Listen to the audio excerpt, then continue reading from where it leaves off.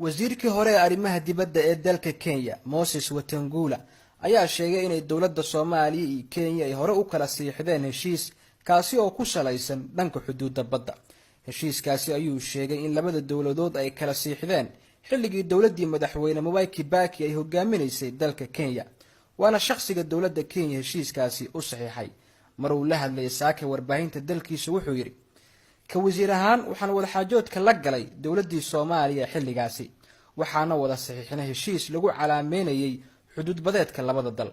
nuqulka heshiiskaasi iyo qariidada badda ee isla gartay waxaan u gudbinay Midowga Afrika iyo qaramada midoobay. weli jawaab kama aysan soo bixin siyaasiyiintii ku lug lahaa heshiiskan. hadalkani maanta ka soo yeeray wasiirkii hore ee arrimaha dibadda ee dalka Kenya. xilligaasi waxaa dalka madaxweyne ka ahaa Shariif Sheekh Axmed, waxaa ra'iisul wasaare ka ahaa Umar Cabdirashiid Cali Sharmaake, iyadoo wasiirkii qorsheynta iyo xiriirka caalamiga uu ahaa Cabdiraxmaan Cabdishakuur.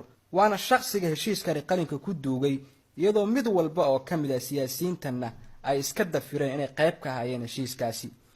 madaxweynihii hore ee Soomaaliya Sheekh Shariif Sheekh Axmed oo isagu ahaa mas'uulkii ugu sarreeyay ee dalka oo ay Soomaali u igmatay ilaalinta hantida iyo qarannimada Soomaaliyeed ayaa marar badan sheegay inuusan haba yaraatee waxba ka ogeyn heshiiskaasi.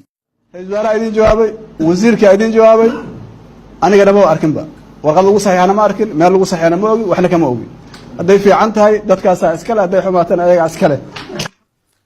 sidoo kale kulan London loogu qabtay wafdi uu hogaaminayay ra'iisul wasaarihii waqtigaasi Umar Cabdirashiid ayuu Cabdiraxmaan Cabdishakuur wuxuu ku andacooday in wixii faahfaahin oo ku saabsan heshiiskaasi waxa laga weydiiyay Umar Cabdirashiid oo isagu wakiil uga ahaa.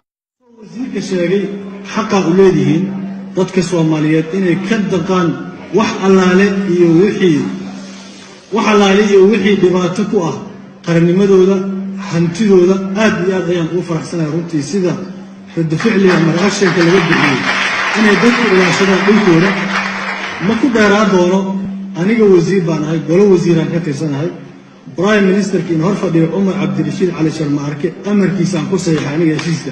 marka cawada asaga la hortaagan heshiiskaas wixii ku saabsan iyo waxa ka qabtiin waxaan rajaynayaa ra'iisul wasaaraha ka jawaabi doona. xilligaasi waxa Umar Cabdirashiid lagu tuhmayay inuu xiriir wanaagsan la lahaa dawladda Kenya, balse wuxuu magnadka ilaa hadda ku dhagan yahay Cabdiraxmaan Cabdishakuur oo isagu ahaa qofkii saxiix heshiiskaasi. haddaba dhibaatadii arrinkaasi ka dhalatay ayaa mid ilaa hadda taagan oo dawladda Kenya siisay fursad dahabi ah oo ay dood ku galiso badda Soomaaliya. waxaana aqoonyahanada Soomaaliyeed arrinkan u dhundaloolo ay sheegaan in muranka hadda taagan uusan imaan lahayn haddii heshiiskaasi Kenya aan lala geli lahayn.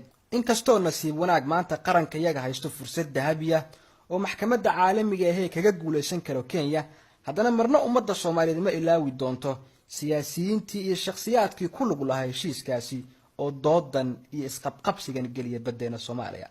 fadlan sii qaybiya muuqaalkan, waxaa idin la wadaagay idin soo jeedinayna anigu Cabdirasaaq Gumbi Sidiida. waxaa idin leeyahay dalkeenu cad ku xidhoobay nabad.